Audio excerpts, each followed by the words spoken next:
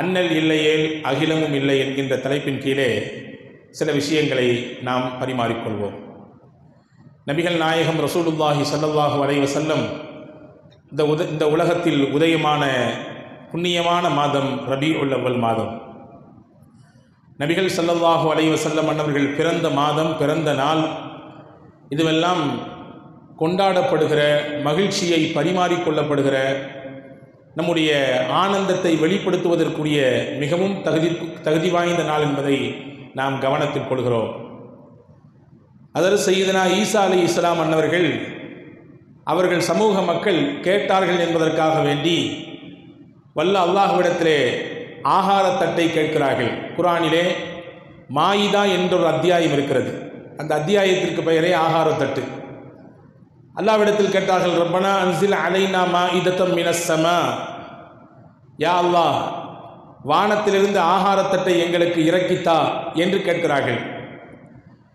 நபிமார்களின் அத்தாட்சிகளை, நபிமார்கள் காட்டக்கூடிய அற்புதங்களை பார்த்து பழகிய கூட்டம் என்பதினாலே ஈசா அலைஹிஸ்ஸலாமிடத்தில் இப்படி ஒரு கண்டிஷனோடு அந்த ஆகாரத்தட்டில் என்னவெல்லாம் இருக்கணும், என்னென்ன மாதிரியான உணவுகள் இருக்க வேண்டும் என்பதை எல்லாம் குறிப்பிட்டு எங்களுக்கு இப்படியான ஆகாரத்தட்டு வேண்டும் என்று கேட்கிறார்கள். அது அல்லாஹ்வின் பேரதிசயமாக அத்தாட்சியாக இறங்கி அருளப் போகிறது.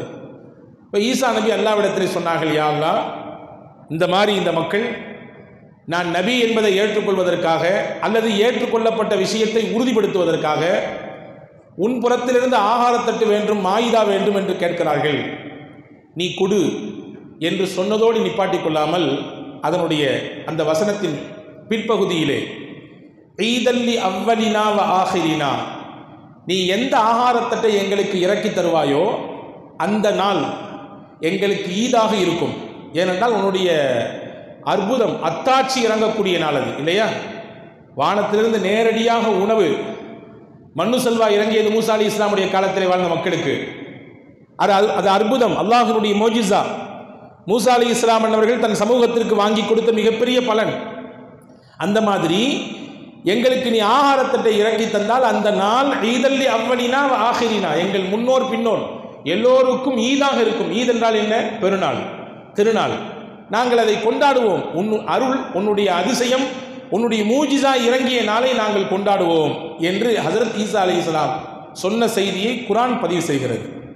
அல்லாஹ்வின் புறத்திலிருந்து அற்புதமாக கிடைத்த அந்த ஆகாரத்தட்டையே நாங்கள் அந்த நாளை கொண்டாடுவோம் என்று ஈசா அலைஹிஸ்ஸலாம் அல்லாஹ்விடத்தில் சொன்னார்கள் என்றால், அகிலத்தின் அருள் கொடை அன்னலம் பெருமானார் ஸல்லல்லாஹு அலைஹி வஸல்லம் அன்னவர்கள் உதித்த மாதத்தை, அந்த நாளை நாம் கொண்டாட வேண்டுமா இல்லையா? அது நமக்கு திருநாள் தானே, அது நமக்கு மகிழ்ச்சிக்குரிய நாள் தானே, அது நம்முடைய சந்தோஷத்தையும் ஆனந்தத்தையும் வெளிப்படுத்தக்கூடிய நாள் தானே. எனவேதான் அல் குர்ஆன் சொல்கிறது, குல் பிஃபத்லில்லாஹி வ பிரஹ்மத்திஹி ஃபபிதாலிக ஃபல்யஃப்ரஹு, நபியே நீங்கள் சொல்லுங்கள், பிஃபத்லில்லாஹி வ ரஹ்மத்திஹி, அல்லாஹ்வின் ஃபத்ல் கிருபையை கொண்டும், வ ரஹ்மத்திஹி அவன் அருளை கொண்டும், ஃபல்யஃப்ரஹு அந்த ஜனங்கள் சந்தோஷப்படட்டும், மகிழ்ச்சி அடையட்டும், நபியே நீங்கள் சொல்லுங்கள். இந்த வசனத்திற்கு பல்வேறு விரிவுரைகளை தரக்கூடிய அறிஞர் பெருமக்கள் இப்படியும் ஒரு செய்தியை தருவார்கள். அல்லாஹ்வுடைய கிருபை என்றால் என்ன, அல்லாஹ்வுடைய அருள் என்றால் என்ன? அல்லாஹ்வுடைய கிருபை என்பது ஹஜ்ரத் அல்லாமா இப்னுல் கய்யிம் அல் ஜௌஸி ரஹ்மத்துல்லாஹி சொல்கிறார்கள், அல்லாஹ்வுடைய அருள் என்பது அல் குர்ஆன், அல்லாஹ்வுடைய கிருபை என்பது அல் குர்ஆன், அல்லாஹ்வுடைய அருள் என்பது ரஹ்மத் என்பது அருமை நாயகம் ஸல்லல்லாஹு அலைஹி வஸல்லம் அவர்கள். அவர்களுடைய வழி, அவர்களுடைய வாழ்க்கை, அவர்கள்தான். இந்த ரெண்டையும் கொண்டு முஸ்லிம் உம்மத் சந்தோஷப்பட வேண்டும். ஹுவ கைரும் மிம்மா யஜ்மவுன், அந்த வசனத்தினுடைய பின்னால் சொல்லுகிறான், இந்த மகிழ்ச்சி தான், இந்த ஆனந்தம் தான் அவர்கள் சேர்த்து வைத்த எல்லாத்தையும் விட பெருசு. அவங்கள்ட்ட என்னதான் இருக்கோ எல்லாத்தையும் விட பெருசு, மேன்மையானது எதுவென்றால், அவர்கள் குர்ஆனை கொண்டும், குர்ஆன் இந்த உலகத்திற்கு இறக்கி அருளப்படுவதற்கு வழியாக இருந்த முஹம்மது ஸல்லல்லாஹு அலைஹி வஸல்லம் கொண்டும் யார் சந்தோஷப்படுறாங்களோ இதுதான் பெருசுன்றாங்களா. எனவே அன்புக்குரிய சகோதரர்களே, நபிகள் நாயகம் ஸல்லல்லாஹு அலைஹி வஸல்லமை சந்தோஷப்படுத்த வேண்டிதான், அவர்களுடைய வருகையை நினைத்து ஆனந்தப்பட வேண்டித்தான் உலகெங்கிலும் வாழக்கூடிய மக்கள் இந்த ரபியுல் அவ்வலுடைய நாட்களிலே நபிகளை பற்றி பேசுவது, அவர்களை புகழ்வது, அவர்கள் சார்ந்த விஷயங்களை உம்மத்திற்கு கடத்தி செல்வது குறித்து உண்டான விஷயங்களை பரிமாறிக்கொண்டிருக்கிறோம். நபி பெருமான் ஸல்லல்லாஹு அலைஹி வஸல்லம் வாரம் வாரம் திங்கக்கிழமை நோன்பு வைப்பாங்க. சஹாபாக்கள் கேட்டாங்க, யா ரசூலல்லாஹ், நீங்கள் திங்கக்கிழமை நோன்பு வைக்கிறதுக்கு என்ன காரணம்? ஏன் திங்கக்கிழமை மட்டும் பிரதானமாக நோன்பு வைக்கிறீங்க? 2 காரணம் சொன்னாங்க ரசூலுல்லாஹ். ஒரு காரணம், துஉரது அஅமாலு உம்மத்தி, என் உம்மத்தினுடைய அமால்கள் செயல்கள் எல்லாம் அந்த திங்கட்கிழமை அல்லாஹ்விடத்திலே எடுத்து காண்பிக்கப்படுகிறது. என்னுடைய அமல்களை என் ரப்பு பார்க்கும் பொழுது நான் நோன்பு இருக்கக்கூடிய நிலையில பார்க்கணும் அப்படின்னு ஆசைப்படுறேன், எனவே நோன்பு வைக்கிறேன் அப்படின்னாங்க. முதல் காரணம். இன்னொரு காரணத்தை சொன்னார்கள் பெருமானார் ஸல்லல்லாஹு அலைஹி வஸல்லம், உலித்து ஃபீஹி வ ஃபீஹி உன்ஸில, நான் திங்கட்கிழமை நோன்பு வைப்பதற்கு முக்கிய காரணம் என்னவென்றால் அந்த திங்கட்கிழமையில் தான் நான் பிறந்தேன். நான் பிறந்த நாள் திங்கட்கிழமை மட்டுமல்ல, எனக்கு திருக்குர்ஆன் அருளப்பட்ட நாளும் திங்கட்கிழமை. முதலாக வஹி வந்த நாள் திங்கட்கிழமை. இந்த உலகத்தில் நான் உதித்த நாளும் பிறந்த நாளும் திங்கட்கிழமை. எனவே நன்றி செய்யும் பொருட்டு நான் அந்த நாளில் நோன்பிருக்கிறேன் என்றார்கள் நபிகள் நாயகம் ரசூலுல்லாஹி ஸல்லல்லாஹு அலைஹி வஸல்லம். அந்த மாதத்திற்கு அந்த நாளுக்கு தனிச்சிறப்பு உண்டு என்பதை பெருமானார் ஸல்லல்லாஹு அலைஹி வஸல்லம் எடுத்து காண்பிக்கிறார்கள். ஹதீஸ் ஷரீஃபிலே வருதுதானே, முஹம்மது ஸல்லல்லாஹு அலைஹி வஸல்லம் 53 ஆண்டு கால மக்காவின் வாழ்க்கையை முடித்து மதீனாவிற்குள் அடியெடுத்து வைக்கிறார்கள். ஹிஜ்ரத் என்ற பயணத்தின் ஊடாக சையதுனா அனஸ் இப்னு மாலிக் ரலியல்லாஹு அன்ஹு அந்த சமயம் சின்ன புள்ள, சொல்ல போனா ஒரு 10 வயசு இருக்கலாம், அவ்வளவுதான். ஆனால் அந்த 10 வயதுள்ள பிள்ளையாக இருந்தாலும் விவரமான புள்ள. அந்த நாளை சையதுனா அனஸ் இப்னு மாலிக் ரலியல்லாஹு அன்ஹு அவர்கள் விவரிக்கிறார்கள். அப்படியே நம் கண்களுக்கு முன்னால் கொண்டு வந்து நிறுத்துகிறார்கள். என்ன சொல்றாங்க பாருங்க, லம்மா கானல் யௌமுல்லதி தஹலன் நபி ஸல்லல்லாஹு அலைஹி வஸல்லம் அல் மதீனா, எந்த நாள் மதீனாவுக்குள்ளே பூமான் நபி ஸல்லல்லாஹு அலைஹி வஸல்லம் அடியெடுத்து வைத்தார்களோ அந்த நாள் இருக்கிறதே, அல்லாஹ் மின்ஹா குல்லு ஷை, நபி ஸல்லல்லாஹு அலைஹி வஸல்லம் வந்த நாள், நாங்கள் அவர்களை மதீனாவில் சந்தித்த நாள், மதீனாவிற்குள்ளே பூமான் நபி ஸல்லல்லாஹு அலைஹி வஸல்லம் கால் எடுத்து வைத்த அந்த நாள் மதீனாவே ஜோதிமயமாக மாறியது, எல்லாம் வெளிச்சமாக மாறியது. நூறுன் நபி ஸல்லல்லாஹு அலைஹி வஸல்லம் மதீனாவிற்குள்ளே வந்ததினாலே மதீனாவே நூறு பொருந்தியதாக ஒளி பொருந்தியதாக மாறியது என்று சையதுனா அனஸ் இப்னு மாலிக் ரலியல்லாஹு அன்ஹு அவர்கள் சொல்லக்கூடிய ஹதீஸை நாம் இங்கே அவதானிக்கிறோம். அன்பார்களே, இதுவெல்லாம் நமக்கு சொல்லித்தரக்கூடிய முக்கியமான பாடம் என்னவென்றால், ரசூலுல்லாவின் பிறந்த மாதத்திற்கு, ரசூலுல்லாவின் பிறந்த நாட்களுக்கு தனிச்சிறப்பு உண்டு. அந்த நாட்களை நினைத்து பார்க்க வேண்டும். அதிலே அதிகப்படியாக நபிகள் ஸல்லல்லாஹு அலைஹி வஸல்லமுடைய விஷயங்கள் பரிமாறப்பட வேண்டும். அவர்கள் உலகத்திற்கு விட்டு சென்ற வழிகாட்டுதல்கள் இந்த உம்மத்திற்கு சொல்லித்தரப்பட வேண்டும். அந்த நபிகளின் மீது அதிகப்படியான ஸலவாத்துகள் ஓத வேண்டும்.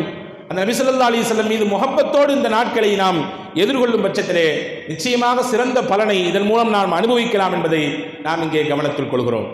அன்புக்குரிய சகோதரர்களே, அல் குர்ஆனிலே நம் எல்லோருக்கும் தெரிந்த ஒரு சூரா, எல்லாம் சின்ன பிள்ளையிலிருந்து பெரிய ஆட்கள் வரை மனநமிட்டிருக்கக்கூடிய சூரா. தொழுகைக்கு தக்பீர் கட்டினால் முதலில் அந்த சூறாவை தான் நாம் நாவுகளில் வெளிப்படுகிறது, இல்லையா? குல் ஹுவல்லாஹு அஹத். இந்த சூறாவின் தனிச்சிறப்பு நிறைய இருக்கிறது. நான் ஒன்றை மட்டும் சொல்லி நான் செய்திக்கு வருகிறேன். தபூக் யுத்தம் நடைபெறுகிறது. நபிகளும் ஸல்லல்லாஹு அலைஹி வஸல்லம் அவர்களும் சஹாபா பெருமக்களும் தபூக்ல இருக்கிறாங்க. காலையில ஃபஜ்ர் தொழுது முடிச்சிட்டு ஸல்லல்லாஹு அலைஹி வஸல்லம் உதயமாகக்கூடிய சூரியனையே உத்து பார்த்துட்டு இருக்கிறாங்க. ரசூலுல்லாஹ் பார்க்கும் பார்வையில் வித்தியாசம் இருக்கிறது. ஒரு விதமான ஆச்சரிய தொனி தெரிகிறது. சஹாபாக்களும் சரி ஏதோ வித்தியாசமா பார்க்குறாங்க ரசூலுல்லாஹ், ஏதாவது காரணம் இருக்கும். நபியின் அசைவுக்கும் கூட அர்த்தம் சொன்னவர்கள் சஹாபாக்கள், நபியின் கண் அசைவுக்கும் கூட காரணம் சொன்னவர்கள் சஹாபா பெருமக்கள். ஏற்றுக்கொண்டார்கள், அப்படியே அதை முன்மொழிந்தார்கள், பின்பற்றினார்கள். எனவே அவர்கள் வாழ்ந்ததற்கு பிறகும் இன்று வரை அவர்கள் இல்லை உலக அழிவு நாள் வரை அந்த சஹாபாக்கள் கொண்டாடப்பட்டு கொண்டே இருப்பார்கள். பார்த்துக்கிட்டே இருக்காங்க. கொஞ்ச நேரம் கழிஞ்சது, ஜிப்ரீலே வந்துட்டாங்க.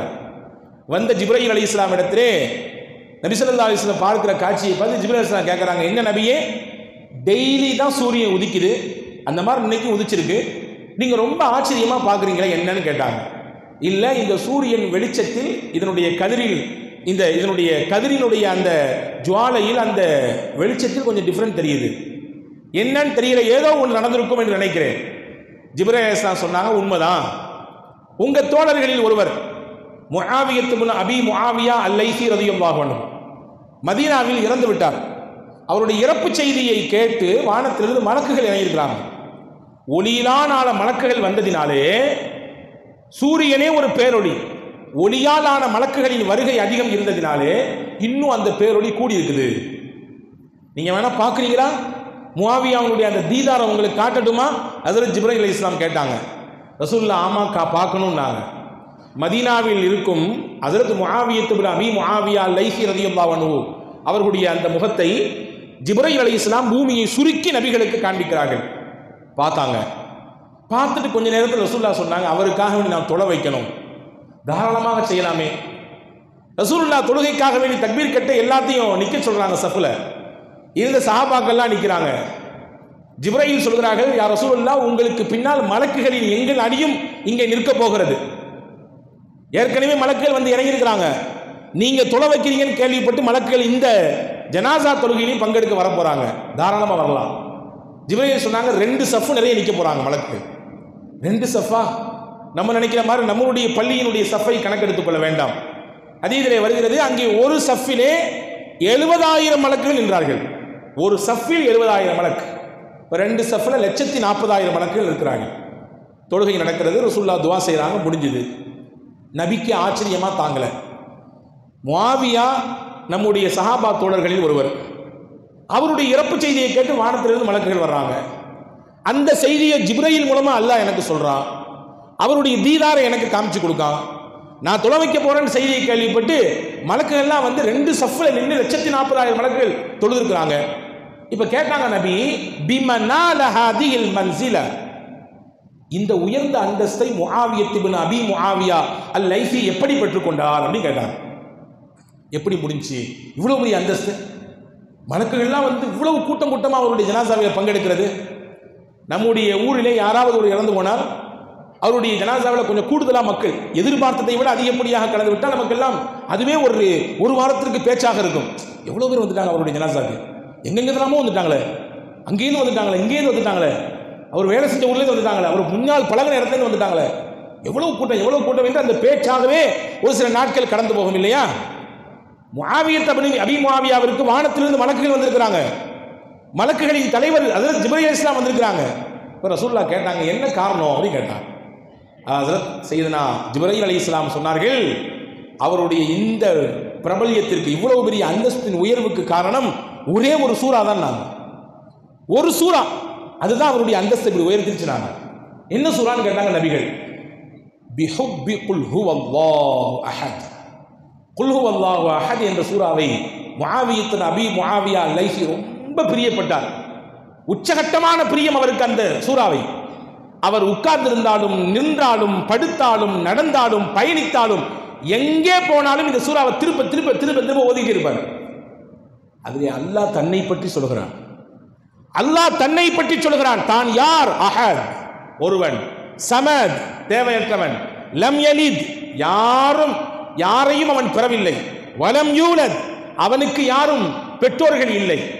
வலம் யகுல் லஹு குஃபுவன் அஹத், அவனுக்கு இணை உலகத்தில் யாரும் எதுவும் இல்லை. உலகத்தில் இப்படி ஒரு இலாஹியத்தை, இறை இயலை சொன்ன மார்க்கம் இஸ்லாம் மட்டும்தான். இறைவனின் தன்மை என்றால் என்ன என்பதை 5 வார்த்தைகளை கொண்டு வட்டுருக்கமாக தெளிவாக குர்ஆன் மட்டும்தான் முன்வைக்கிறது. அல்லாஹ் அவர் அவருடைய தன்மை சொல்லப்படுகிற அந்த அத்தியாயத்தை பிரியப்பட்டார்ன்றதுனால அல்லாவும் அவரை ரொம்ப பிரியப்பட்டான்.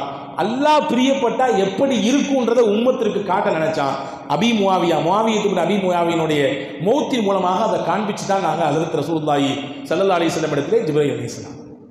அன்புக்குரிய சகோதரர்களே, இங்கே நான் சொல்ல வரக்கூடிய தகவல் என்னவென்றால், அல்லாஹ் தன்னை பற்றி இந்த உலகத்திற்கு நபியை வைத்து சொல்ல சொல்கிறான்.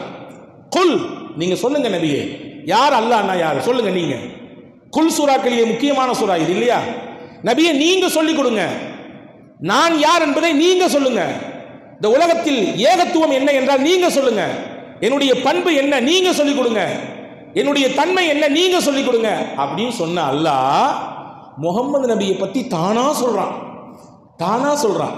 முஹம்மதுர் ரசூலுல்லாஹ் வல்லதீன மஅஹு அஷித்தாஉ அலல் குஃபாரி ருஹமாஉ பைனஹும்.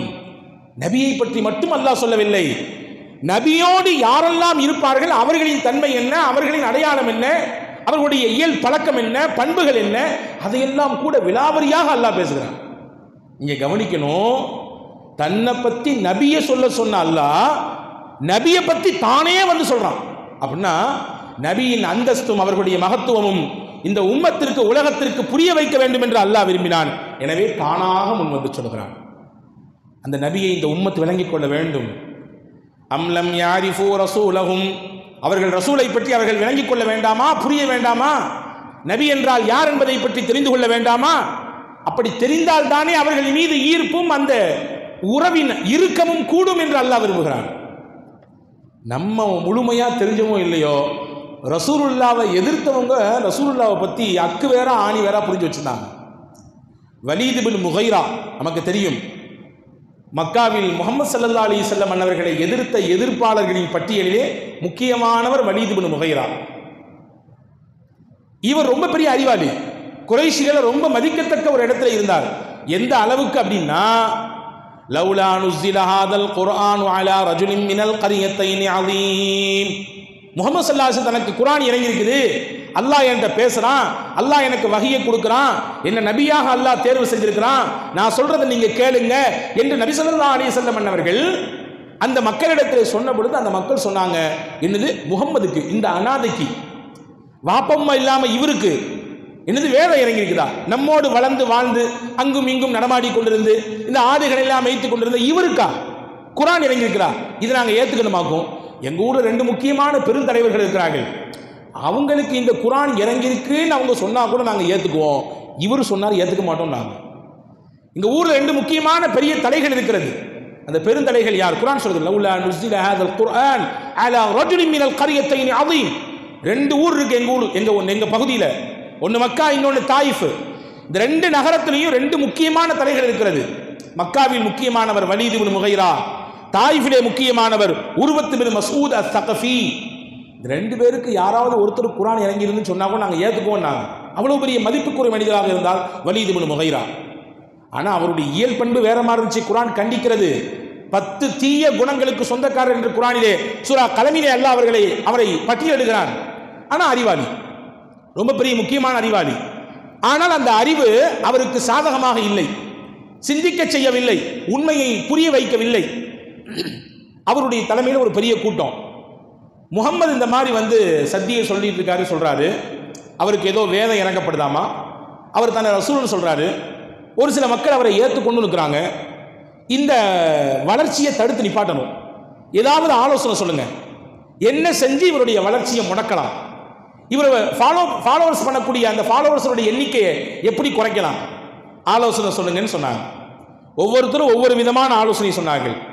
சிலர் சொன்னார்கள் முகம்மதுக்கு பைத்தியம் முடிச்சிருச்சுன்னு சொல்லிடுவோம், அதனுடைய வெளிப்பாடு தான் இப்படி முன்னுக்கு பின் முரணா பேசிட்டு இருக்கிறாரு அப்படின்னு சொல்லிடலான்னு சொன்னாங்க. இன்னும் சில பேர் சொன்னாங்க, இல்லை முகம்மதுக்கு சூனியை வச்சுட்டாங்க, அதனால தான் இப்படி பேசிட்டு இருக்கிறாரு அப்படின்னு சொல்லிடலான்னு சொன்னாங்க. அடுத்து சில பேர் சொன்னாங்க, இல்லை முகம்மது பொய் பேசுறாரு, அதான் அப்படி சொல்லிடலாம், பொய் தான் சொல்றாரு, அந்த பொய்யை கேட்டு நம்பி யாரும் நீங்க போயிடாதீங்க அவருக்கு பின்னாடி அப்படின்னு சொல்லிடலான்னு சொன்னாங்க. இன்னும் சில பேர் சொன்னாங்க, முகம்மது இப்படிலாம் பேசுறதுக்கு காரணம் காசுக்கு மயங்கி தான் இப்படி பேசுகிறார், காசு தான் அதனுடைய எதிர்பார்ப்பு தான் அவரை இப்படி பேச வைத்திருக்கிறது என்று சொல்லுவோம் என்று சிலர் சொன்னார்கள். இப்படி ஒவ்வொருத்தரா ஒவ்வொரு கருத்தா சொல்றாங்க. வலீத் பின் முகைரா, நான் ஆரம்பத்தில் சொன்னேன் அறிவாளி என்று, எல்லாத்தையும் உள்வாங்கிட்டு சொன்னாரு, நீங்க சொல்ற எதுவுமே முகம்மதுக்கு பொருந்தாது. ஏன்னா இந்த எந்த தன்மையும் அவர்கிட்ட கிடையாது. அவர் காசுக்கு அடிமையாகி போகக்கூடியவர் கிடையாது. அவர் பேச்சில் இருக்கக்கூடிய தெளிவு அவரை பைத்தியம் என்று சொல்ல முடியாது. சூனியம் வைக்கப்பட்டவருடைய தோற்றமோ அல்லது அதனுடைய வெளிப்பாடோ அவருடைய பேச்சிலும் அல்லது நடவடிக்கையிலும் வெளிப்படவே படாது. அதே போன்று அவர் பொய் பேசக்கூடியவர் என்பதை நானே ஏற்றுக்கொள்ள மாட்டேன். முகம்மது பொய் பேசுவார் என்பதை நானே ஏற்றுக்கொள்ள மாட்டேன். பின்ன எப்படி ஊர் மக்கள் ஏற்றுக்குவாங்க? எதுவும் பொருந்தாது என்றார் வலீத் பின் முகைரா என்கின்ற அந்த மக்கத்தினுடைய தலைவர்.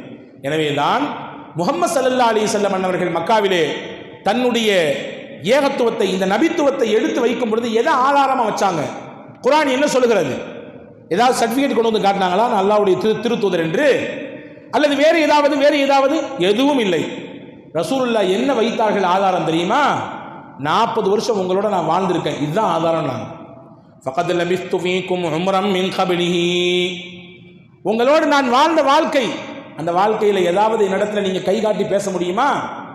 எங்காவது முரணாக நடந்திருக்கிறனா? எங்கேயாவது பொய் பேசியிருக்கனா? கொடுத்த வாக்குக்கு மாறு செஞ்சிருக்கிறனா? மோசடி செஞ்சிருக்கிறனா? என்னிடத்துல ஏதாவது இழிவான செயல் வெளிப்பட்டு இருக்கிறதா? யாரையாவது நான் குறை பேசியிருக்கிறேனா? யாருடைய மனதையாவது நான் காயப்படுத்தியிருக்கிறேனா? நோகடித்திருக்கிறேனா? யாருக்காவது நான் கஷ்டம் கொடுத்திருக்கிறேனா? சொல்லுங்கள். என்னை பார்த்து ஒரு நிமிடம் கை நீட்டி பேச முடியுமா? இந்த 40 ஆண்டு கால பரிசுத்த வாழ்க்கை தான் நான் நபி என்பதற்கு ஆதாரம் என்றார்கள் முஹம்மது ரசூலுல்லாஹி ஸல்லல்லாஹு அலைஹி வஸல்லம். யாராலும் பேச முடியவில்லை. ஏனென்றால் நபி ஸல்லல்லாஹு அலைஹி வஸல்லம் தனிப்பட்ட வாழ்க்கையை எல்லோரும் போற்றினார்கள். அவங்களுக்கு எது அவங்களுக்கு டிஸ்டர்ப் பண்ணிச்சு அப்படின்னா, இதனால் வரை முகமது என்று சொன்னால் இப்பொழுது முகமது ரசூலுல்லா என்று சொல்கிறார். ரசூலுல்லா என்ற வார்த்தை தான் அவங்களுக்கு பெரிய இடைஞ்சலை கொடுத்தது. நபிகளின் தனிப்பட்ட வாழ்க்கை பரிசுத்தமானது. ஒரு திறந்த புத்தகத்தை போன்று பெருமானார் ஸல்லல்லாஹு அலைஹி வஸல்லம் வாழ்க்கை மிகச்சிறந்த வெளிச்சமாக வழிகாட்டுதலை கொடுக்கக்கூடியதாக நபி ஸல்லல்லாஹு அலைஹி வஸல்லம் வாழ்க்கை இருந்தது என்பதை மக்காவினுடைய எதிரிகள் கூட ஏற்றுக்கொண்டார்கள். எனவே அன்பான சகோதரர்களே, அந்த நபிகளை குறித்து நாம் எந்த அளவுக்கு நாம் உள்வாங்கி இருக்கிறோம். நபிகள் இல்லை என்றால் உலகத்தை எதையும் அல்லாஹ் கொண்டு வந்திருக்க மாட்டார். அகிலமும் இல்லை, நாம் செய்யக்கூடிய அமல்களும் இல்லை, நம்மிடத்தில் இருக்கக்கூடிய எதுவும் இல்லை நபி இல்லை என்றால். ஹாக்கிம் ஷரீஃபிலே ஒரு ஹதீஸ் இருக்கிறது. சையதுனா அப்துல்லாஹ் இப்னு அப்பாஸ் ரலியல்லாஹு அன்ஹு ஹதீஸ் அறிவிக்கிறாங்க. அவ்ஹல்லாஹு இலா ஈசா அலைஹிஸ்ஸலாம், ஈசா அலைஹிஸ்ஸலாமுக்கு அல்லாஹ் வஹி கொடுத்தான். என்ன சொன்னா? யா ஈசா ஆமின் பி முஹம்மதின் ஸல்லல்லாஹு அலைஹி வஸல்லம் வ உமிர மன் அத்ரக மின் உம்மத்திக அய்யுமினு பிஹி. ஈசா அவர்களே, முஹம்மது ஸல்லல்லாஹு அலைஹி வஸல்லம் நீங்களும் நம்பிக்கை கொள்ளணும். பத்தாவது, உங்க உம்மத்துல யாரெல்லாம் இருக்கிறாங்களோ அவங்கள நீங்க முஹம்மது ஸல்லல்லாஹு அலைஹி வஸல்லத்தை சொல்லி அவர்களையும் நம்பிக்கை கொள்ள செய்ய வேண்டும். ஏன்னா ஃபலௌலா முஹம்மதுன் மா ஹலக்து ஆதம, முஹம்மது ஸல்லல்லாஹு அலைஹி வஸல்லம் மட்டும் இல்லை என்றால், இந்த உலகத்திற்கு அவர்களுடைய வருகை மட்டும் இல்லாமல் இருந்திருந்தால் நான் ஆதமையே படைத்திருக்க மாட்டேன். ஃபலௌலா முஹம்மதுன் மா ஹலக்துல் ஜன்னத வன்னார், முஹம்மது ஸல்லல்லாஹு அலைஹி வஸல்லத்தை படைக்க வேண்டும் என்கின்ற சிந்தனை மட்டும் எனக்கு இல்லை என்றால் சொர்க்கத்தை படைத்திருக்க மாட்டேன், நரகத்தை படைத்திருக்க மாட்டேன். வலகத் ஹலக்துல் அர்ஷ அலல் மாஇ, நான் என்னுடைய சிம்மாசனத்தை தண்ணீரின் மீது அமர்த்தியிருக்கிறேன், தண்ணீரின் மீது நான் மிதக்க செய்திருக்கிறேன். தண்ணீரில் சிம்மாசனம் இருப்பதினாலே அது அங்கும் இங்கும் அப்படியே என்னுடைய அர்ஷ் கொஞ்சம் அப்படியே அசைந்தது. ஃபகதப்து அலை, அந்த அரிசின் மீது நான் எழுதி வைத்தேன், லா இலாஹ இல்லல்லாஹ் முஹம்மதுர் ரசூலுல்லாஹ், லா இலாஹ இல்லல்லாஹ் முஹம்மது ரசூலுல்லாஹ் என்ற கலிமாவை எழுதினேன். ஃபஸகன, ஆடிக்கொண்டிருந்த அரிஷ் அப்படியே ஆடாமல் அசையாமல் நிலை பெற்று போனது என்று அல்லாஹ் சொல்வதாக ஹஜ்ரத் முஹம்மது ஸல்லல்லாஹு அலைஹி வஸல்லம் சொல்லக்கூடிய செய்தியை ஹஜ்ரத் அப்துல்லாஹ் இப்னு அப்பாஸ் ரலியல்லாஹு அன்ஹு அவர்கள் நமக்கு சொல்லுகிறார்கள். ஹாக்கிம் ஷரீஃபிலே இந்த ஹதீஸ் பதிவு செய்யப்பட்டிருக்கிறது. அன்பு சகோதரர்களே, இந்த ஹதீஸ் நமக்கு சொல்லக்கூடிய முக்கியமான பாடம் என்னவென்றால், ரசூலுல்லாவை வைத்துத்தான் எல்லாமும். இந்த உலகத்தில் ஆதி மனிதர் ஆதம் என்று நாம் சொல்கிறோம். ஆனால் ஆதம் அலைஹிஸ்ஸலாமை படைக்க வேண்டும் என்ற சிந்தனை எப்பொழுது வந்தது அல்லாஹ்விற்கு என்றால், முஹம்மது ஸல்லல்லாஹு அலைஹி வஸல்லத்தை இந்த உலகத்திற்கு கொண்டு வர வேண்டும் என்பதற்கு பின்புதான் ஆதம் அலைஹிஸ்ஸலாமை அல்லாஹ் உலகத்திற்கு தருகிறான். முஹம்மது ஸல்லல்லாஹு அலைஹி வஸல்லமுடைய வருகை மட்டும் அல்லாஹ்வின் திட்டத்தில் இல்லாமல் போயிருந்தால் சொர்க்கம் இல்லை, நரகம் இல்லை, உலகத்தில் மனிதரின் வருகை இல்லை, உலகத்தின் படைப்பு இல்லை, எதுவும் இல்லை. எனவேதான் நபியை பார்த்து அவ்வலுன் நபி என்று சொல்கிறோம். அவ்வலுன் நபி, நபி ஸல்லல்லாஹு அலைஹி வஸல்லம் வருகையினால் ஆகிருன் நபி, நபிமார்களுடைய வருகையில் முஹம்மது ஸல்லல்லாஹு அலைஹி வஸல்லம் அவர்கள் கடைசி நபி. ஆனால் அல்லாஹ்வின் திட்டத்தில் முஹம்மது ஸல்லல்லாஹு அலைஹி வஸல்லம் முதல் நபி. அவர்களை கொண்டு தான் அல்லாஹ் ஆதம் அலைஹிஸ்ஸலாமை படைத்தான். அதில் ரசூலுல்லாஹ்ட்ட கேட்டாங்க சஹாபாக்கள், யார் ரசூலல்லாஹ், நீங்க எப்போ படைக்கப்பட்டீங்க, உங்களுடைய படைப்பின் துவக்கம் என்ன என்று கேட்டாங்க. இப்போ ரசூலுல்லாஹி ஸல்லல்லாஹு அலைஹி வஸல்லம் சொன்னாங்க, வல் ஆதமு பைனல் மாஇ வத்தீன், ஆதமை அல்லாஹ் தண்ணீருக்கும் மண்ணுக்கும் இடையில் போட்டு குழப்பும் நேரத்திலேயே, தண்ணீரும் மண்ணும் தான் ஆதம் அலைஹிஸ்ஸலாமுடைய மூலம், அங்கே அந்த துவக்கத்திலேயே அல்லாஹ் என்னை படைத்து விட்டான். ஆதமே இன்னும் உலகத்துக்கு வரல, ஆனால் அதுக்கு முன்னாடியே அல்லாஹ் நான் வருவதை திட்டம் போட்டு விட்டான். என்னை படைப்பதற்குரிய இந்த உலகத்திற்கு என்னை அனுப்ப வேண்டும் என்கின்ற அந்த திட்டத்தை அல்லாஹ் வெளிப்படுத்தி விட்டான் என்றார்கள் முஹம்மது ஸல்லல்லாஹு அலைஹி வஸல்லம் அவர்கள். எனவேதான் ரசூலுல்லாவை பற்றி நாம் புரிந்து வைத்திருக்கக்கூடிய புரிதலை விட வேதக்காரர்கள், வேதம் அருளப்பட்டவர்கள் மிகச்சிறப்பாக புரிந்திருந்தார்கள். சிரியாவுக்கு ஸல்லல்லாஹு அலைஹி வஸல்லம் அவர்கள் மக்காவில் இருக்கிறார்கள். அபூபக்கர் நாயகம் சிரியாவுக்கு போகிறாங்க. எதுக்கு போகிறாங்க? வியாபார நிமித்தமாக போனாங்க. அப்போ இஸ்லாம் வரல, முகமது ஸல்லல்லாஹு அலைஹி வஸல்லம் தன்னை நபி என்று பிரகடனம் செய்யவில்லை. போகிறாங்க. அங்கே அபூபக்கரை ஒரு பாதிரியார் சந்திக்கிறார். அவர் யூத மதத்தினுடைய தலை சிறந்த வேதம் படித்த பண்டிதர்களில் ஒருவர். அபூபக்கர் நாயகத்தை பார்த்துட்டு அவங்களுடைய அடையாளங்கள் எல்லாம் பார்த்துட்டு அந்த பாதிரி சொன்னார், உங்கள் பேர் அபூபக்கர் தானே அப்படின்னார். அதுவரை அபூபக்கர் நாயகத்தின் பெயர் அபூபக்கர் இல்லை, அவருடைய பெயர் அப்துல் ரஹ்மான். இல்லையே, இல்லை, உங்கள் பேர் தான் அபூபக்கர். பின்னால் காலத்தில் ஒரு நபி வருவார், அந்த நபியின் உற்ற தோழராக நெருங்கிய நண்பராக நீங்கள் தான் இருக்க போறீங்க. நீங்கள் தான் அவருடைய ஊரிலும் சரி வெளியூரிலும் சரி, சொல்ல போனால் குகையிலே சில நாட்கள் அவர் தங்குவார், அந்த குகையிலும் கூட நீங்கள் தான் அவருக்கு தோழராக இருப்பீர் என்று அந்த பாதிரியார் சொன்னார். இவருக்கு ஒன்றுமே புரியல, என்ன இது, இறுதி நபியா, குகையா, நண்பரா, ஒன்றும் புரியல. ஆனாலும் கூட அந்த நேரத்திலும் முஹம்மது ஸல்லல்லாஹு அலைஹி வஸல்லம் அன்னவர்களுக்கு உற்ற தோழராக நண்பராக ஹஜ்ரத் அபூபக்கர் நாயகி இருந்தாங்க. இவருக்கு புரியல, வந்துட்டாரு. கொஞ்ச நாளுக்கு பின்னால் மக்காவிலே முஹம்மது ஸல்லல்லாஹு அலைஹி வஸல்லம் அன்னவர்கள் தன்னை நபி என்று அறிமுகம் செய்கிறான். அல்லாஹ்வினால் அனுப்பப்பட்ட தூதர் நான், எனக்கு வஹி வருகிறது, அல்லாஹ் என்னை நபியாக ரசூலாக தேர்வு செய்திருக்கிறான் என்ற செய்தியை சொல்றாங்க. முதல்ல ஏற்றுக்கிட்டது யாரு? சையதுனா அபூபக்கர் சித்திக் ரலியல்லாஹு அன்ஹு. இவங்க போனாங்க, அபூபக்கர் நாயகம் போய் இது நாள் வரை நண்பராக இருந்த முஹம்மதுன் ஸல்லல்லாஹு அலைஹி வஸல்லம் தன்னை தூதர் என்று சொல்கிறார். கொஞ்சம் அப்படி மேலே கீழே பார்த்தாங்க, சந்தேக கண் கிடையாது, ஆனாலும் ஒரு சின்ன தயக்கம். ரசூலுல்லாஹ் கேட்டாங்க, என்ன தயக்கம், என்ன தயக்கம்? நீங்கள் சிரியாவில் போகும்பொழுது ஒரு பாதிரியார் உங்களை பார்த்து சொன்னார், இந்த மாதிரி இறுதி நபி வருவார், நீங்கள் தான் அவருடைய நண்பர், நீங்கள் கார் குகையிலும் நண்பராக இருப்பீங்க, ஊர்லையும் நட்பில் இருப்பீங்க, வெளியூருக்கு போனால் அவர் கூட இருப்பீங்க என்று ஒரு பாதிரியார் சொன்னார் தானே, அதுதான் ஆதாரம் நான் நபி என்பதற்கு என்றார்கள் முஹம்மது ஸல்லல்லாஹு அலைஹி வஸல்லம். இதை கேள்விப்பட்டவுடனே அப்படியே உடனேயே எந்த மறுப்பும் சொல்லவில்லை. அதில் சித்திகுல் அக்பர் ரலியல்லாஹு அன்ஹு ரசூலுல்லாஹ்வை கொண்டு ஈமான் கொண்டார்கள் என்ற செய்தியை நான் பார்க்கிறோம். நான் எதுக்கு சொல்றேன்னா, ரசூலுல்லாஹ்வை குறித்து மிகச்சிறந்த புரிதலோடு சஹாபாக்கள் மட்டுமல்ல, வேதம் அருளப்பட்ட நபர்களும் கூட நபிகளை முழுமையாக உள்வாங்கியிருந்தார்கள். இப்போ அண்ணலுக்காக வேண்டிதான் அல்லாஹ் எல்லாவற்றையும் படைத்தான், நபிகளுக்காக வேண்டிதான் எல்லாமும். நபிகள் இல்லை என்றால் சொர்க்கம் இல்லை, நபிகள் இல்லை என்றால் இந்த உலகம் இல்லை, நபிகள் இல்லை என்றால் உலகத்திலே 124,000 நபிமார்கள் இல்லை, நபிகள் இல்லை என்றால் ரசூல்மார்கள் இல்லை, நபிகள் இல்லை என்றால் இந்த உலகத்திற்கு வேதங்கள் இல்லை, நபிகள் இல்லை என்றால் உலகத்தின் இயக்கமே இல்லை. நபிகளை கொண்டுதான் எல்லாமும். உலகம் எப்படி இருந்தது? நபி ஸல்லல்லாஹு அலைஹி வஸல்லம் வருகைக்கு முன்னாடி சின்ன சின்ன விஷயங்களுக்கெல்லாம் தயவு தாட்சண்யம் இல்லாமல் சண்டைகளும் சச்சரவுகளும் பதற்றங்களும் ஒரு விதமான அச்சமும் சூழ்ந்திருந்தது. சின்ன சின்ன விஷயத்துக்காக சண்டை போடுவாங்க, பெரிய பெரிய சண்டை. சண்டை என்றால் நாட்கணக்கில் அல்ல, மாதக்கணக்கில் அல்ல, வருடக்கணக்கில் சண்டையிடுவார்கள். ஆனால் நபியை கொண்டு அல்லாஹ் ஒற்றுமையை கொடுத்தான், நபியை கொண்டு சமாதானத்தை அல்லாஹ் கொடுத்தான். நமக்கு தெரியும், எர்மூக் என்ற யுத்தம் நடந்தது. அந்த யுத்தம் எதிரிகள் பல்லாயிரம் இருக்கிறார்கள். மக்காவிலிருந்து சென்ற முஸ்லிம்கள், மதினாவிலிருந்து வந்த முஸ்லிம்கள் எண்ணிக்கையில் கம்மி. ஆனால் சண்டை நடக்குது.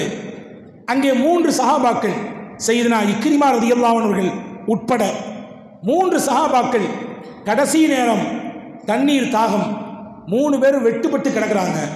அந்த வெட்டுப்பட்டு கிடந்த நேரத்தில் தண்ணீர் கொண்டு வந்து கொடுக்கக்கூடிய ஒரு பெண்மணி இக்ரிமா ரலியல்லாஹுவிற்கு முதலாக கொடுக்குறாங்க. இக்ரிமா ரலியல்லாஹு சொன்னாங்க, எனக்கு வேண்டாம், என் தோழருக்கு இன்னும் அதிகமாக தேவை இருக்குது, அவருக்கு கொடுங்கன்னாங்க. அவர் சொன்னார், எனக்கு வேண்டாம், என் தண்ணி தாகத்தை நான் பொறுத்துக்குவேன், மற்ற 2 தோழர்களுக்கும் கொடுங்கன்னாங்க. கடைசி தோழருக்கு போனால் அவரும் இதே சொல்கிறாரு. மறுபடியும் ஃபஸ்ட்டு இக்ரிமாவுக்கு வர்றாங்க, அவர் ஷஹீத் ஆகிட்டார். 2வது தோழருக்கு வர்றாங்க, அவரும் ஷஹீத் ஆகிட்டாங்க. 3வது தோழர் அவரும் ஷஹீத் ஆகிவிட்டார். இங்கே சொல்ல வரக்கூடிய செய்தி, சிறு சிறு விஷயங்களுக்கு வருடக்கணக்கில் சண்டையிட்டு சச்சரவுகளோடு பிளவோடு வாழ்ந்த மக்களை ரசூலுல்லாவின் வருகை எப்படி இணைத்ததென்றால், மரணத்தின் மடியில் கிடக்கும் நேரத்திலும் கூட தங்களுடைய இஹ்வத்துல் இஸ்லாம், இஸ்லாம் கொடுத்த அந்த சகோதரத்துவத்தை பேணி பாதுகாக்கிற உயர்ந்த சிந்தனையை முஹம்மது ஸல்லல்லாஹு அலைஹி வஸல்லம் அவர்கள் மூலமாகத்தான் அல்லாஹ் அந்த உலகத்திற்கு கொடுத்தான். நபிகள் கொடுத்தார்கள் இந்த சகோதரத்துவத்தை. நபிகள் இல்லை என்றால் ஒற்றுமை உலகத்தில் இல்லாமல் போயிருக்கும். அவுஸ் ஹஸ்ரஜ் மதீனாவினுடைய முக்கியமான 2 கூட்டம் அடிச்சுக்கிட்டு சாவுவாங்க. சின்ன சின்ன விஷயத்திற்காக வேண்டிய எல்லாம் பெரும் பெரும் சண்டை. அந்த அவுஸ் ஹஸ்ரஜை ரசூலுல்லாஹ் எப்படி இணைச்சாங்க தெரியுமா? அன்சாரிகள் என்று இணைத்தார்கள். மதீனாவில் அவுஸ் ஹஸ்ரஜ் தனித்தனி குலம். ரசூலுல்லாஹ்வின் வருகைக்கு பின்னால் மதீனத்து சஹாபாக்கள் அவுஸ் என்றோ ஹஸ்ரஜ் என்றோ பிரித்து பார்க்கப்படவில்லை. அன்சார் என்ற பெயருக்குள்ளே ரசூலுல்லாஹ் அடக்கினார்கள். மக்காவிலிருந்து வந்த சஹாபாக்களுக்கு முஹாஜிர், மதீனாவிலே வாழ்ந்த சஹாபாக்களுக்கு அன்சாரிகள். 2 பேர்த்தையும் எப்படி இணைச்சாங்க தெரியுமா? சஹாபி என்ற பெயரில் இணைத்தார்கள். சஹாபி என்னுடைய தோழர்கள் நீங்கள், உங்களுக்கிடையில் வேற்றுமை இல்லை, உங்களுக்கிடையில் பிளவுகள் கிடையாது, உங்களுக்கிடையிலே பரஸ்பரம் அன்பும் ஆற்றல் மிக்க உறவும் தான், ஈமானிய உறவுதான் மேன்மையானது என்பதை ரசூலுல்லாஹி ஸல்லல்லாஹு அலைஹி வஸல்லம் இணைத்து காண்பித்தார்கள். இதனுடைய வீரியம் எந்த அளவுக்கு இருந்தது தெரியுமா? ரசூலுல்லாஹ் வஃபாத் ஆகிட்டாங்க. வஃபாத் ஆனதுக்கு பின்னாடி இன்னைக்கும் அந்த தோட்டம் மதீனாவில் இருக்குது. இன்னைக்கும் அது தோட்டமாகவே இருக்கிறது.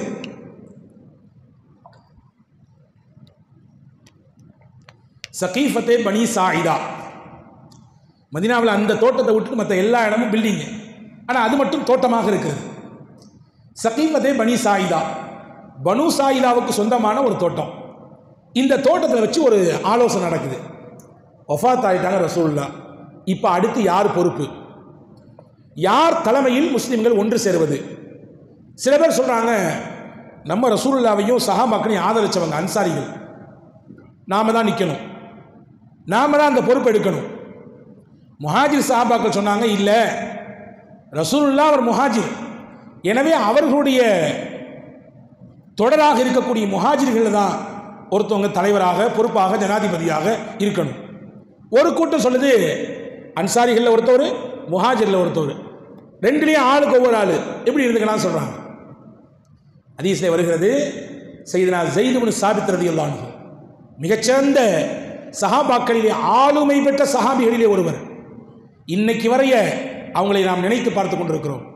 ஸைத் இப்னு சாபித் ரலியல்லாஹு இல்லை என்றால் நமக்கு குர்ஆனினுடைய பிரதி இல்லை. ரசூலுல்லாஹி ஸல்லல்லாஹு அலைஹி வஸல்லம் வாழ்க்கையில ஸைத் ரலியல்லாஹு அன்ஹு குர்ஆனை குரோடிகரித்தார்கள், ஒன்று சேர்த்தார்கள். அதை காத்திபுல் வஹி என்று சொல்லக்கூடிய வஹியை எழுதக்கூடிய பொறுப்பை ரசூலுல்லாஹி ஸல்லல்லாஹு அலைஹி வஸல்லம் ஸைத் இப்னு சாபித்துக்கு ரசூலுல்லாஹ் கொடுத்தாங்க. ரசூலின் வஃபாத்துக்கு பிறகு ஸைத் இப்னு சாபித் ரலியல்லாஹு தான் அந்த பொறுப்பை சிரமேற்று மகத்தான ஒரு பணியை செய்து கொடுத்தார்கள். அதுதான் ஜம்முல் குர்ஆன். ஆங்காங்கே பிரிந்து கிடந்த குர்ஆனினுடைய வசனங்களை எல்லாம் ஒன்று சேர்த்து கோர்த்து நூல் வடிவமாக சையதுனா அபூபக்கர் சித்திக் ரலியல்லாஹுடைய காலத்திலே எடுத்து வைக்கப்பட்டது. மறுபடியும் உஸ்மான் ரலியல்லாஹுடைய காலத்தில் பிரதி எடுக்கணும். ஒரு பிரதி பத்தாது, நாடு நிறைய வளர்ந்து விரிந்து விட்டது. பல பாகங்களிலே முஸ்லிம்கள் வசிக்கிறார்கள். ஒவ்வொருத்தருக்கும் ஒவ்வொரு விதமான பாஷையின் அமைப்பு இருக்கிறது. காலப்போக்கில் குர்ஆனினுடைய அந்த வசனங்கள் வார்த்தைகள் மாறிவிடக்கூடாது. உஸ்மான் ரலியல்லாஹு கவலைப்பட்டாங்க. பிரதி எடுக்க வேண்டும், 7 பிரதி எடுக்க வேண்டும். யாருக்கு பொறுப்பை தரலாம்? அதே ஸைத் இப்னு சாபித் ரலியல்லாஹு கூப்பிட்டு அந்த பொறுப்பை கொடுத்தாங்க. வரலாற்றில் எழுதுகிறார்கள், ஸைத் ரலியல்லாஹு அந்த சமயத்தில் வயசு வெறும் 21 வயசு, சின்ன பிள்ளை. இந்த மாதிரியான பிரச்சனை 2 பேர் தான் அந்த தோட்டத்தில் பேசினாங்க. ஒன்று சையதுனா உமர் ரலியல்லாஹு அன்ஹு, ரொம்ப தீர்க்க தரிசனமான பார்வை பெற்றவர்கள். 2வது ஸைத் இப்னு சாபித் ரலியல்லாஹு அன்ஹு. சையதுனா ஸைத் இப்னு சாபித் ரலியல்லாஹு அன்ஹு மக்கா மதீனாவை சேர்ந்தவர், சையதுனா உமர் ரலியல்லாஹு அன்ஹு மக்காவை சேர்ந்தவர். 2 பேரும் சொன்னாங்க, ரசூலுல்லாஹ் சொல்லியிருக்கிறாங்க, அல் அஇம்மத்து மினல் குரைஷ், தலைவர்கள் குரைஷி குலத்திலிருந்து வர வேண்டும் என்று. எனவே நபியின் வஃபாத்தை காரணமாக வைத்து இதுநாள் வரை நமக்கு மத்தியிலே நபி ஏற்படுத்தி கொடுத்த அந்த உறவு பிளவுபட்டு போய்விட வேண்டாம். நாம் இதுவரைக்கும் ரசூலுல்லாஹ்வின் வார்த்தையை தான் நாம் மதித்து வாழ்ந்திருக்கிறோம். இனியும் அப்படித்தான் வாழ வேண்டும். எவ்வளவு பெரிய பூசல்கள் வந்தாலும் குழப்பங்கள் வந்தாலும் நமக்கான தீர்வு நபியின் வழிகாட்டுதல் தான். எனவே குறைஷிகளிலிருந்து தான் தேர்வு செய்யப்பட வேண்டும் தலைவர் என்று ரசூலுல்லாஹ்வின் ஹதீஸை எடுத்து வைத்து 2 சஹாபாக்களும் சொன்னாங்க, நாங்கள் மனமுவந்து அபூபக்கரை ஹலீஃபாவாக ஏற்கிறோம் என்று உமர் ரலியல்லாஹு கையை பிடிச்சாங்க. அதை பின்னாடி ஸைத் ரலியல்லாஹு கையை பிடிச்சாங்க. அதுவரை ஏற்பட்டிருந்த குழப்பம் அப்படியே தீர்ந்து போனது. அந்த பிளவுக்கு கூட நபிகளின் வார்த்தை இடம் கொடுக்கவில்லை. நான் என்ன சொல்ல வர்றேன்னா, சண்டை சச்சரவுகளோடு வாழ்ந்து கொண்டிருந்த அந்த மக்களை நபிகளின் வார்த்தை எவ்வளவு தூரம் மாற்றியது. இப்போ நபிகள் இல்லை என்றால் சமுதாயத்தில் ஒற்றுமை இல்லாமல் போயிருக்கும். நபிகள் இல்லை என்றால் இந்த உலகத்திற்கு ஆன்மீகம் என்றால் என்னவென்றே தெரியாமல் போயிருக்கும். இன்னைக்கு ஆன்மீகம் என்ற பெயரில் என்னெல்லாம் கூத்து நடக்குது. ஆன்மீகம் சொல்லித் தருகிறோம் என்ற பெயரிலே, அல்லது ஆன்மீக ஆசா என்கின்ற பெயரிலே, குரு என்கின்ற பெயரிலே என்ன மாதிரியான தகிட தத்தங்கள் எல்லாம் நடந்து கொண்டிருக்கிறது என்பதை நாம் சொல்லித் தெரிய வேண்டிய அவசியம் இல்லை. உலகத்திற்கு ஆன்மீகத்தை சொல்லித் தந்தவர்கள் முஹம்மது நபி ஸல்லல்லாஹு அலைஹி வஸல்லம். மக்காவில் ஒரு நாளைக்கு ஒரு சிலை, 365 நாளைக்கு 365 சிலைகள் வைத்து வணங்கி வந்தார்கள். வெளியே போனால் குறிபார்த்து விட்டு போவார்கள். நல்ல நேரம் கெட்ட நேரம், நல்ல நாள் கெட்ட நாள் பார்ப்பார்கள். ஆன்மீகம் என்கின்ற பெயரிலே, வணக்க வழிபாடு என்கின்ற பெயரிலே அனாச்சாரங்களை கட்டவிழ்த்து விட்டு செயல்படுத்தி கொண்டிருந்தார்கள். சொன்னால் நாவு கூசுகிறது. புனித காபாவை நிர்வாணமாக சுத்தி வந்தார்கள். பகலிலே ஆண்கள் சுத்துவார்கள், இரவிலே பெண்கள் சுத்துவார்கள். ஏயா இந்த கொடுமை? அல்லாவின் இல்லம் என்று நீங்க சொல்றீங்க, இதை இப்படி அவமதிக்கிறீங்களே என்று அந்த மக்கள்கிட்ட கேட்டா வியாக்கியானம் சொல்லுவாங்க. இல்லை இல்லை, இந்த ட்ரெஸ்ஸை போட்டு தான் நாங்கள் பாவம் செய்கிறோம். நிறைய வெளியே போனால் பாவமான பார்வை, பாவமான பேச்சு, பாவமான கொடுக்கல் வாங்கல் நிறைய இந்த ட்ரெஸ்ஸை போட்டு தான் நடக்குது. எனவே பாவம் செய்கிற ட்ரெஸ்ஸோட போய் இறை இல்லத்தை சுத்தக்கூடாது, அது தப்பு. எனவே நாங்கள் நிர்வாணமாக சுத்துகிறோம் என்று அந்த மக்கள் வியாக்கியானம் சொன்னார்கள். இப்போ வணக்க வழிபாடு என்கின்ற பெயரிலே ஒரு மூடத்தனமான முறையை கையாண்டு வந்த மக்களிடத்திலே முஹம்மது ஸல்லல்லாஹு அலைஹி வஸல்லம் அன்னவர்கள் வந்து எப்படி வணங்க வேண்டும், ஆன்மீகம் என்றால் என்ன, வணக்க வழிபாடு எப்படி செய்ய வேண்டும். சுமாமத் பின் உசால் வரலாற்றிலே ஒரு செய்தி வருகிறது. உங்களுக்கெல்லாம் தெரிந்த செய்தியாக இருக்கலாம். பல தொந்தரவு கொடுத்தவர், குடைச்சல் கொடுத்தவர் சுமாமா. இவர் ஒரு 3 நாள் தங்கினார் ரசூல்லா கூட. 3 நாளைக்கு பின்னால் பெரிய மனமாற்றம் ஏற்பட்டு போச்சு. இஸ்லாத்தை ஏற்றுக்கிட்டாரு. ஏற்றவன் ரசூல்லாட்ட கேட்டார், யார் ரசூலுல்லா, நான் உம்ரா செய்யறதுக்காண்டி கிளம்பி போய்கிட்டு இருந்தேன். போகிற வழியில தான் உங்கள் ஆட்கள் என்னை பிடிச்சிட்டு வந்தாங்க. இப்போ நான் உம்ரா செய்யணும், போகலாமா வேண்டாமான்னு கேட்டாங்க. ரசூல்லா சொன்னாங்க, தாராளமாக உம்ரா செய்யலாம், ஆனால் அதுக்கு வழி இருக்குது, வழிமுறை இருக்கிறது. இது நாள் வரை நீங்கள் செய்த தவாஃபை போன்று இனிமேல் செய்யக்கூடாது. இது நாள் வரை நீங்கள் நிர்வாணமாக செஞ்சிருப்பீங்க. இஸ்லாம் அதை ஏற்றுக்கொள்ளவில்லை.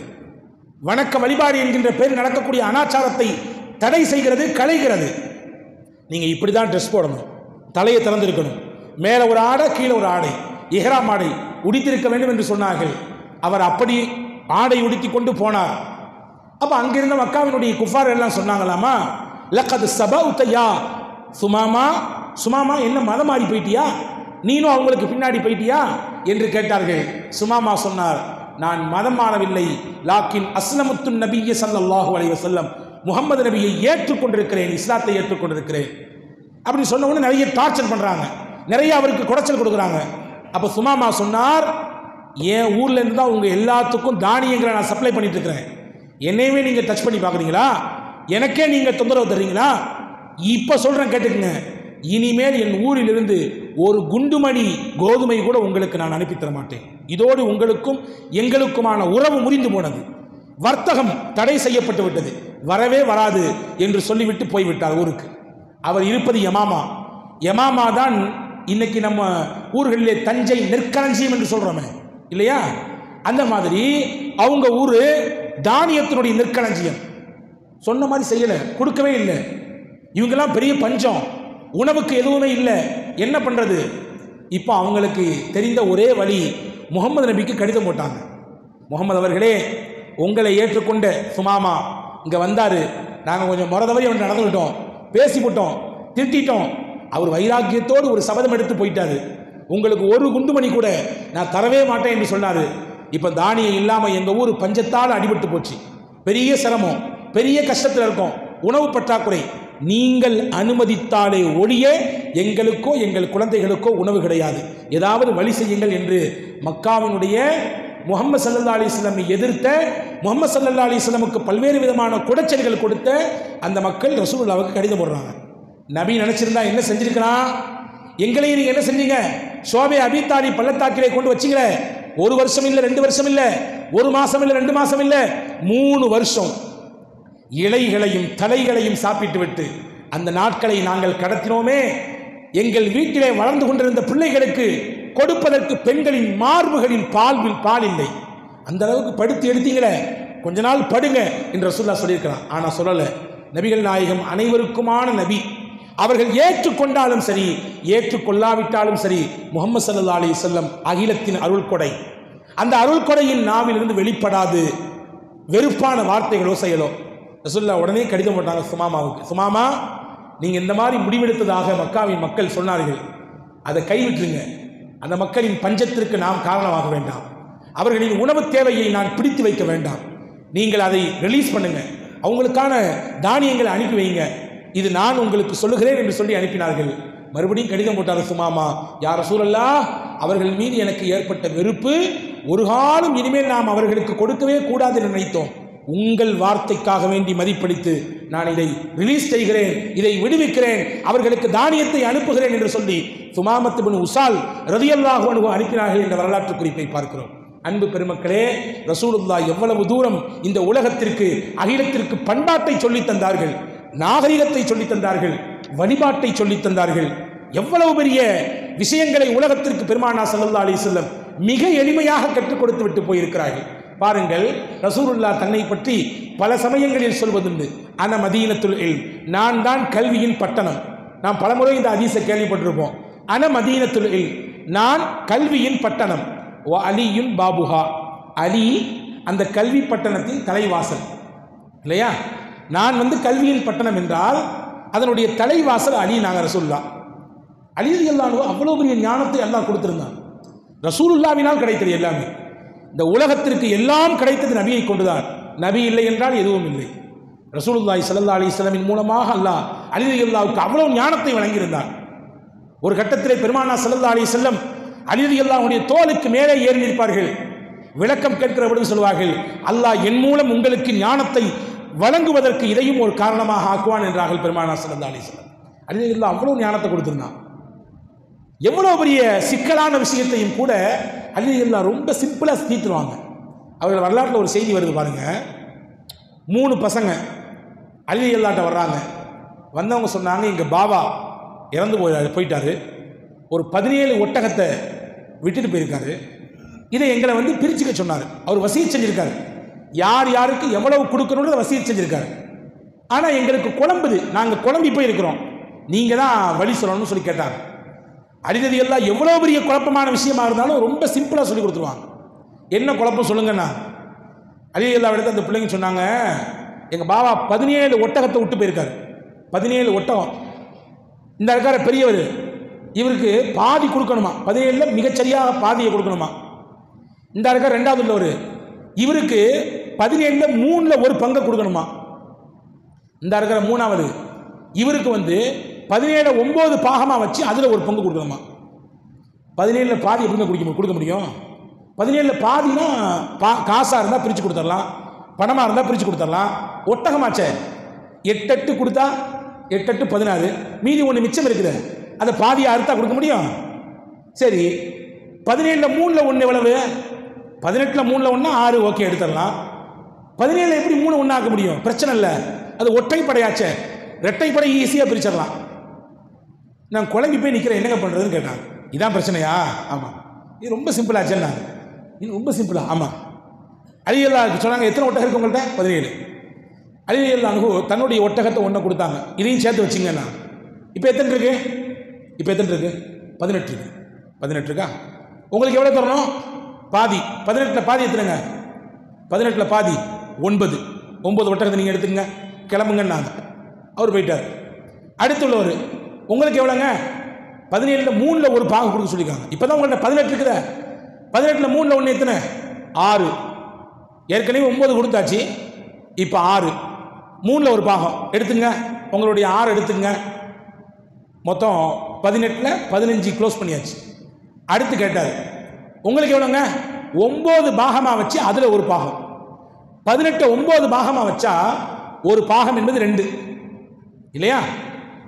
18 9 பாகமாக வச்சா 9 2 18, 18 9 பாகமாக வச்சா அதில் ஒரு பாகம் 2 ஒட்டகத்தை எடுத்துங்கன்னா மிச்சம் எவ்வளோ இருக்குங்க? ஒருத்தருக்கு 9, ஒருத்தருக்கு 6, 9 6 15. மறுபடியும் வந்து ஒரு பாகத்தை எடுக்க சொல்லியாச்சு, 9 பங்கு வச்சு 1 எடுக்க சொல்லியாச்சு, 2 கொடுத்தாச்சு, மிச்சம் 1 இருக்கும். அதை ஏன் ஒட்டகம் கொடுங்கன்ட்டாங்க, ஏன் ஒட்டகத்தை கொடுங்க கிளம்புங்கன்ட்டாங்க. ரொம்ப சிம்பிளாக சொல்லி கொடுத்தாங்க. இப்போ இது எங்கிருந்து கிடைத்தது? சையதுனா முஹம்மது ஸல்லல்லாஹு அலைஹி வஸல்லம் வந்து கிடைத்தது. நபியை கொண்டுதான் உலகத்தில் எல்லாத்தையும் கற்றுக் கொடுத்தாங்க. ஸல்லல்லாஹு அலைஹி வஸல்லம் பண்பாட்டை கற்றுக் கொடுத்தார்கள், நாகரிகத்தை கற்றுக் கொடுத்தார்கள். ரசூலுல்லாஹி ஸல்லல்லாஹு அலைஹி வஸல்லம் அவர்கள் பிறரோடு பழகக்கூடிய பழக்க வழக்கங்களை கற்றுக் கொடுத்தார்கள். ரசூலுல்லாஹ்வுடைய ஹதீஸிலே ஒரு செய்தி வருகிறது.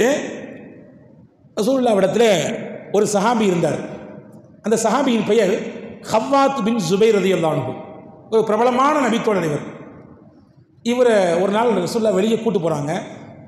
போயிட்டு ரிட்டன் வரலான்னு சொல்லி கிளம்புற சமயத்தில் ராத்திரி ஆகிப்போச்சு. இப்போ ரசூலுல்லாஹ் சொன்னாங்க, ராத்திரி இங்கே தங்கிட்டு நம்ம என்ன செய்வோம் சொன்னால் காலையில் போகலாம். ஒரு கூடாரம் அடிக்கப்பட்டது. ரசூலுல்லாஹ் தங்கிறதுக்கு நான் எல்லா ஏற்பாடும் செஞ்சு கொடுத்தாரு. செஞ்சு கொடுத்ததுக்கு பின்னாடி ரசூலுல்லாஹ்வை படுக்க வச்சுட்டு, இவருக்கு தூக்கம் வரல, இளவட்டமான புள்ள, கொஞ்சம் காலார நடக்கலாம்னு சொல்லி வெளியே போய் நடந்தார். அந்த ஓரத்தில் கொஞ்சம் பெண்கள் பேசிட்டு இந்த சத்தம் கேட்டுச்சு. இவர் போனார், போய் உட்கார்ந்துட்டார். இவர் எப்படியான இயல்பு குணம்னு கேட்டால், பேசினா எல்லாரையும் அப்படி கவர்ந்து இழுத்துருவார். சில பேருக்கு எல்லாம் அந்த ஆற்றலை கொடுத்துருப்பான். சில பேர் பேசினா கேட்டுக்கிட்டே இருக்கலாம், அப்படி கவர்ந்து எடுத்துருவார். இவர் பேச விட்டு அந்த பெண்கள்லாம் கேட்டுட்டு இருக்காங்க. கொஞ்சம் நேரம் கழிச்சு பாருங்க, பின்னால் ஒரு சத்தம் கிடைக்கும், ஹவ்வாத்து அப்படின்னு ஒரு சத்தம். திரும்பி பார்த்தாரு, முஹம்மது ஸல்லல்லாஹு அலைஹி வஸல்லம் நிற்கிறாங்க. படுக்க வச்சுட்டு வந்தோமே, நாயகம் வந்து நிற்கிறாங்களே, என்ன கேட்டால் என்ன சொல்றது, என்ன இங்கன்னு கேட்டாங்க. எதையாவது சொல்லி சமாளிக்கணுமே. ஹவ்வா சொன்னார், இந்த ஒட்டகத்தை கொண்டு வந்தோம்ல, அதை கையில் கட்டி போடுறது கயிறு இல்லை, அதை தேடுறதுக்காண்டி வந்தேன் அப்படியான்னு சொல்லி கேட்டுட்டு கிளம்பிட்டாங்க ரசூலுல்லாஹ். அப்போ அவர் நினைச்சாராம், ஹவ்வாத்து எப்படியோ தப்பிச்சுக்கிட்டோம், நபி கேட்டாங்க எப்படியோ தப்பிச்சுக்கிட்டோன்னு நினைச்சாராம். போய் படுத்துக்கிட்டாரு. காலில் எந்திரிச்சு ஃபஜர் தொழுகைக்கு ஒது செய்யறதுக்காண்டி போய் உட்கார்ந்தாரு. பக்கத்துலேயே ரசூலுல்லாஹ் வந்தாங்க. ஹவ்வாத்து ஒட்டகம் கயிறு கிடச்சிதான்னு கேட்டாங்க. பேஜாராக போச்சு அவருக்கு. நம்ம எதையோ சொல்ல இப்போ நல்ல வம்படியாக மாட்டிக்கிட்டோமே, பதிலே சொல்லலை, வெளியே போயிட்டாரு. தொழுகை முடிஞ்சது. ஒரே ஒட்டகத்தில் பயணிக்கணும். ஏறினாங்க ரசூலுல்லாஹ். பின்னாடி இவரை ஏறி உட்கார வச்சாங்க. கிளம்பினோன்னு கேட்டாங்க, ஒட்டகம் கயிறு கிடச்சிதா இல்லையான்னு. மறுபடியும் அவருக்கு அதாவது வந்து ஒரு விதமான ஷாக்கு. அவர் நினச்சிக்கிட்டாரு, மதீனாவில் போய் ரசூலுல்லாஹ் ஃபஸ்ட்டு இறக்கி விட்டுட்டு கண்ணுக்கு தெரியாமல் கொஞ்ச நாள் போயிடணும், நம்ம மறைஞ்சிடணும், தலைமறைவாக ஆயிடணும், ரசூலுல்லாஹ்க்கு இந்த நிகழ்ச்சி மொத்தம் மறந்து போயிடணும், அப்போ வந்துடணும். இறங்கினாலும் விட்டுட்டு ஓடி போயிட்டார். கொஞ்ச நாள் பள்ளிக்கே வர்றதில்லை. அப்படியே வந்தாலும் லாஸ்ட்டாக வருவார், ஃபஸ்ட்டாக போயிடுவார். லாஸ்ட்டில் வருவார், தொழுவார், சலாம் கொடுத்தா இந்த வெளியே போயிடுவார். ஒரு வாரம் கழிஞ்சுது. ஒரு நாள் துஹாவுடைய சமயம், யாருமே பள்ளியில் ஆள் இல்லை. அவர் நினைச்சாராம், நிம்மதியாக இந்த பள்ளியில் தொழுது எத்தனை நாள் ஆகுது, இப்போ போய் தொழலாம் என்று தக்பீர் கட்டினார். ஒரு ரக்காயத்து நிம்மதியாக தொழுதார். 2வது தக்பீருக்கு கட்டி எந்திரிச்சா பார்த்தீங்களா, வெளியே போன நாயகம் உள்ளே வந்துட்டாங்க. யாரு கண்ணில் மாட்டக்கூடாதுன்னு நினைச்சாரோ கரெக்டாக மாட்டிவிட்டார். வந்ததை பார்த்த ரசூலுல்லாஹ் அப்படி நின்ட்டாங்க ஓரத்தில். ரொம்ப நாள் ஆச்சு பார்த்து அப்படி நின்னாங்க. இவர் நினைச்சாரு நின்றுட்டாங்களே என்ன பண்ணுறதுன்னு. நின்ன நாயகம் கொஞ்ச நேரத்தில் உட்காந்துட்டாங்க. ரொம்பவும் உள்ளத்தில் அவருக்கு கடந்து அடிக்குது. சரி இருக்கவே இருக்குது, கொஞ்சம் நீளமாக தொழுவோம், தக்பீரை தான் கட்டிட்டோமே, நீளமாக இருக்கும், நீளமாக சஜிதா, இப்படி போகுது. சஜிதான்னா ரொம்ப நீளம். உட்கார்ந்த நபி கொஞ்ச நேரம் கழிச்சு அவர் காதில் படுற மாதிரியே சொன்னாங்களாமா, ஹவ்வாத்து நீங்கள் எவ்வளோ நேரம்னாலும் தொழுவுங்க, ஒன்றும் பிரச்சனை இல்லை, ஒட்டகம் கையில் கதையை கேட்காம நான் அந்த இடத்த விட்டு போக மாட்டேன்னா. ஒரு தொழுது முடிஞ்சு சலாமை கொடுத்து நேர ரசூலுல்லாஹ் கையை பிடிச்சி சொன்னார், யா ரசூலல்லாஹ், என் வாழ்நாள் இஸ்லாத்தை ஏற்றதுலேருந்து நான் ஒட்டகத்தையும் துளைக்கல, கயிறையும் தேடலை, என்னையை விட்டுருக்க நபியன்னாரு. ஏதோ அந்த சமயத்தில் உங்கள்கிட்ட மாட்டிக்கிட்ட வம்பா சொல்லி தப்பிக்கணும்னு நினச்சேன் என்று சொன்னார்கள். வரலாற்று எழுதுகிறார்கள், ஹவ்வாத் இப்னு ஜுபைர் ரலியல்லாஹு அன்ஹு அந்த நேரத்தில் ரசூலுல்லாஹ் கண்டிக்கவில்லை, திட்டவில்லை.